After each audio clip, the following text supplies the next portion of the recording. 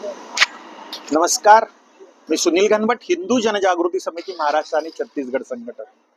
वाट चुकलेल्या प्रलोभनानं हिंदू धर्मापासून दूर गेलेल्या, लव जिहादच्या षडयंत्राला बळी पडलेल्या आपल्या बंधू आणि भगिनींना पुन्हा हिंदू धर्मात घेण्याचं, त्यांचं शुद्धीकरण करण्याचं काहीतरी एक माध्यम असलं पाहिजे.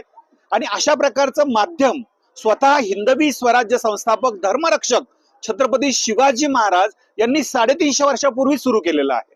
आणि तो दिवस आहे 2 ऑगस्ट, म्हणजे आषाढ वद्य चतुर्थी. या दिवसाला नेताजी पालकर हे छत्रपती शिवाजी महाराजांचे दुसरे सरसेनापती होते. औरंगजेबाने जोर जबरदस्तीने बळजबरीने त्यांना धर्मांतरित करून मोहम्मद कुली खान बनवलेलं होतं. 10 वर्षानंतर हिंदवी स्वराज्याची प्रेरणा आणि तळमळ मनात असल्यामुळे रायगडावरती आले. छत्रपतींना सांगितलं मला पुन्हा हिंदू धर्मात यायचंय. आणि छत्रपती शिवाजी महाराजांनी विधिवत त्यांचं शुद्धीकरण करून पुन्हा हिंदू धर्मात घेतलं.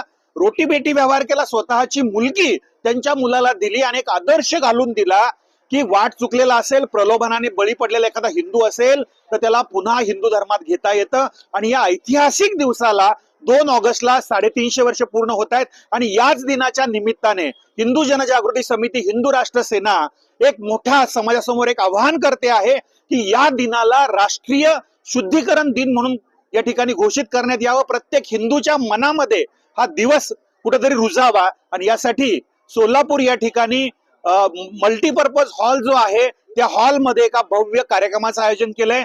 या ऐतिहासिक क्षणांचे साक्षीदार होण्यासाठी, या कार्यक्रमात एक आपण सर्वांचा सहभाग देण्यासाठी, छत्रपतींचे आधुनिक काळातले मावळे होण्यासाठी आपण सर्वांनी या कार्यक्रमात या. नमस्कार, जय श्रीराम.